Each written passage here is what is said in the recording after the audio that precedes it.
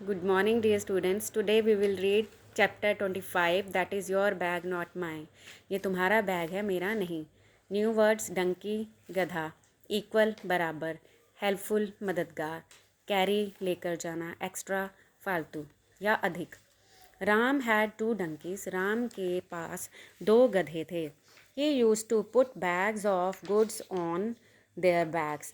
वो उनकी पीठ पर सामान के थैले रखा करता था. The donkeys would carry the goods to the hills. गधे सामान को पहाड़ के ऊपर लेकर जाते थे, पहाड़ की ओर लेकर जाते थे. Their master sold these goods to people living in the hills. उनका मालिक, मास्टर का होता है मालिक, उनका मालिक उस सामान को पहाड़ पर रहने वाले लोगों को बेचता था. One day Ram was going on a trip to the hills.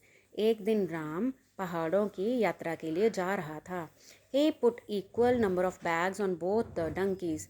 उसने बराबर थैले गधों की पीठ के ऊपर रखे. Ram did not know that one donkey was ill. राम नहीं जानता था कि एक गधा बीमार था. The ill donkey said to the other.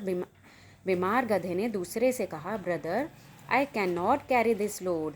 भाई, मैं ये सामान नहीं लेकर जा सकता, मैं ये भार नहीं लेकर जा सकता. The other donkey said. दूसरे गधे ने कहा, we have to do as our master says, this is our duty.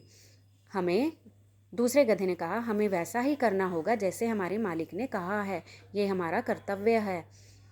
After walking for some time. कुछ समय चलने के बाद, the ill donkey became tired. बीमार गधा थक गया. He said to the other donkey. उसने दूसरे गधे से कहा, brother, I am not feeling well. भाई, मुझे ठीक महसूस नहीं हो रहा है.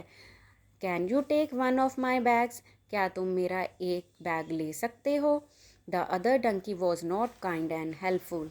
दूसरा गधा दयालु और मददगार नहीं था. ये दूसरे गधे की उन्होंने क्वालिटी बताई, एडजेक्टिव बताया कि वो कैसा था, काइंड और हेल्पफुल नहीं था.